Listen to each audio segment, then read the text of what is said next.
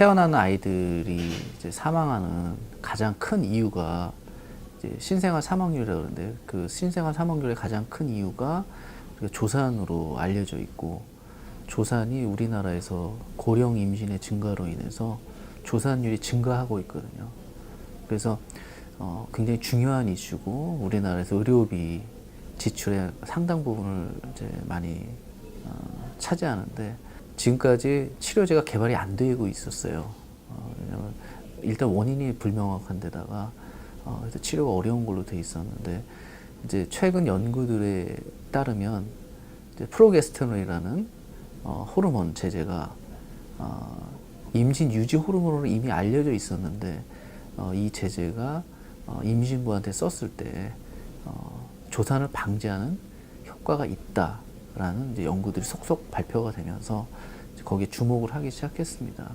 그래서 그 제제는 우리가 일반적으로 크게 나누면 분류하면 두 가지 제제로 나뉘는데, 하나는 근주라 그래서 근육에 주사를 놓는 제제가 있고요. 그건 합성 프로게스테론 제제예요. 그다음에 다른 하나는 이제 질정이나 질크림으로 주는 제제가 있습니다. 그거는 천연 프로게스테론 제제고, 그래서 보통 우리가 그 두 가지를 많이 쓰고 있습니다. 가장 이제 우리가 흔히 쓰는 이제 적응증은 이전에 조산 기왕력이 있는 경우, 그럴 경우에 가장 우리가 우려스럽게 아마 조산이 재발할 것이다라고 우려하는 군이기 때문에 그런 군에서 우리가 프로게스테론 제제를 쓰고 있고요. 또 하나는 우리가 미리 예측하기가 쉽지 않지만은 많은 연구들에서 임신 중반기에 우리가 흔히 정밀 초음파 보는 시기라고 하는데, 그 시기에 자궁 경부 초음파를 통해서 자궁 경부 길이를 확인할 수 있어요. 그래서 그 길이가 짧아져 있는 경우에 우리가 조산의 강력한 그 위험 인자로 보기 때문에 그때 우리가 프로게스테론 제제를 또 사용하고 있습니다. 굉장히 그 다양합니다. 그러니까 시작하는 시점이 연구들에서도, 하지만 일반적으로 우리나라에서는 20주 근처라고 보면 맞을 것 같습니다. 그게 뭐 16주부터 24주 사이일 수도 있고 18주에서 22주 사이일 수도 있지만은 20주 근처에 보통 정밀 초음파라는 것을 보기 때문에 그때 자궁경부 길이를 측정하는 병원이 많아요. 대부분 병원이 그렇게 하고 있기 때문에 그때 우리가 위험 인자를 판별할 수 있다고 이제 생각을 하고, 그때 만약에 경부 길이가 짧은 것이 이제 판별이 되면 그때부터 이제 프로게스테론 제제를 사용하기 시작하게 되는 것이고, 그러면 문제는 언제까지 사용하냐는 게 또 하나의 문제인데, 일반적으로 연구들에서는 34주 또는 36주까지 사용하는 것으로 되어 있고, 저희 병원에서는 36주까지 지금 사용을 하고 있습니다. 근데 이제 안타깝게도 이게 이제 보험 적용이 되지 않는 부분이 있기 때문에 이제 환자 본인이 다 부담을 해야 되는, 그래서 향후에 이런 연구들이 지금 데이터가 많이 축적이 되고 있기 때문에 아마 이제 좋은 방향으로 흘러갈 것이다라고 생각을 하는데, 아직까지는 본인이 부담을 해야 되는 이런 상황이 있다, 이렇게 말씀을 드릴 수 있겠습니다. 예. 이게 이제 2003년에 처음 이제 그 미국 FDA라는 데서, 미국 식품의약품안전청이라는 데서 이제 2003년에 그 NEJM이라는 굉장히 좋은 저널에 프로게스테론을 썼더니 조산을 이제 막을 수 있더라라는 논문이 게재가 됩니다. 이제 그것을 기점으로 해서 폭발적으로 이 분야에서 연구들이 많이 쏟아져 나왔는데, 그때 그 닥터 마이스라는 분이 그때 이제 요 연구를 주도했었는데, 그분의 연구 결과에 따르면 조산의 효과는 있는데 통계학적으로 유의하진 않지만 신생아 사망률이라든가 주산기 사망률, 그 아이의 사망률이 약간 증가하는 것 같은 그런 양상을 보였어요. 그래서 우려를 그때 이제 표명을 하신 거예요, 그때 당시에. 그래서 향후에 더 연구가 필요할 것이다라고 이제 언급을 했었고, 그때 당시는 이제 단태아라 그러죠. 아기가 하나만 있는 임신에서만 연구가 진행이 됐었고, 그 이후 2007년에 쌍태아 연구에서도 비슷한 연구 결과가 나옵니다. 그래서 이것은 향후에 대규모의 데이터가 쌓였을 때 이제 결과가 뭐 정리가 되어야 될 것이다라고 지금까지 계속 논의가 되어 왔었는데 이제 역량을 모아서 한번 좀 분석을 해본 것이죠. 그래서 이렇게 결과를 냈는데 신생아 사망률 지금까지 나온 결과만으로 봐서는 신생아 사망률을 증가시키거나 이러지는 않는 것 같다.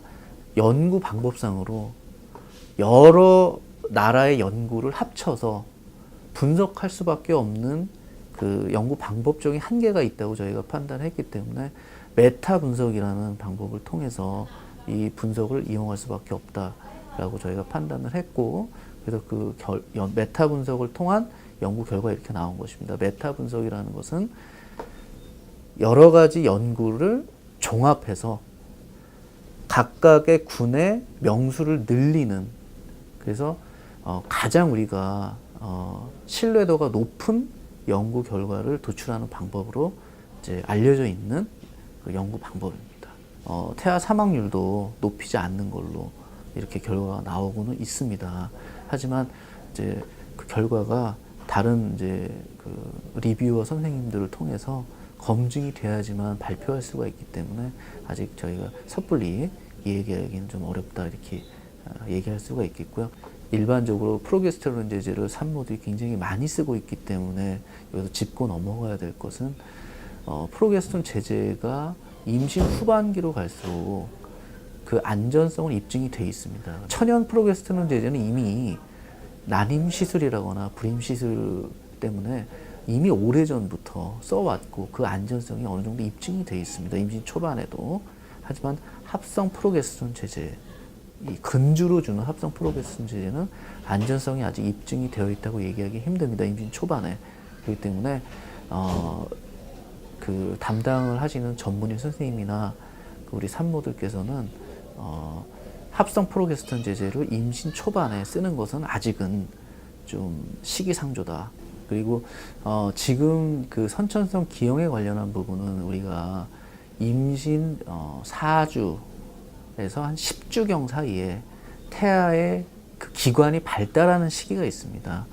이제 그 시기에 특히 노출이 되었을 때 더 이제 그 임팩트가 큰 그런 영향을 발휘를 하는데, 프로게스테론 제제 자체가 성 호르몬의 일종으로 그 성질의 일부가 그 안드로겐이라는 남성 호르몬 경향을 가지고 있습니다.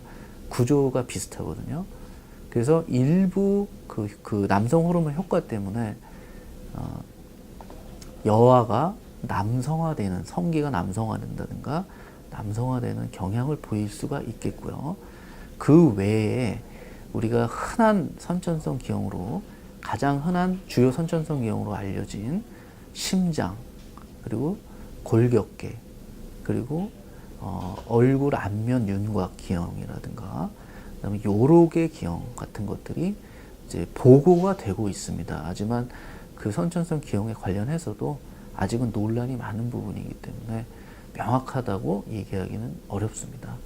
하지만 지금 이제 말씀드릴 수 있는 것은 지금은 천연 프로게스테론 제제는 나름대로 안전성이 지금까지 입증이 되어 왔지만 합성 프로게스테론 제제가 그 논란의 중심에 서 있다는 것을 다시 한번 조금 말씀을 드리고 싶습니다.